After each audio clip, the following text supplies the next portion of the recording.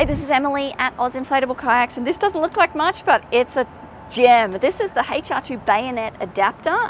It comes with our Jaspara 12-volt kayak and sup pump, but we also sell it separately. So if you already have a different pump that's on the market and you want to be able to inflate your advanced frame line of kayaks, this is what you need. So what this does is it goes over the HR adapter on the pump. Check your O-ring.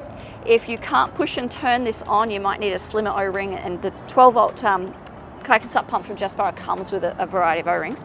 So you push and turn this on, and what it does is it gives you a bayonet function to be able to use any of the Advanced Elements adapters that come with the Advanced Elements hand pump that come with the Advanced Elements kayaks.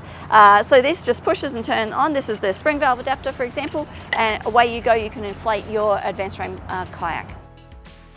If you have any questions about the HR to bayonet adapter and whether it's what you need for your kayak, please get in touch. This is Emily at AdvancedFrame Kayaks.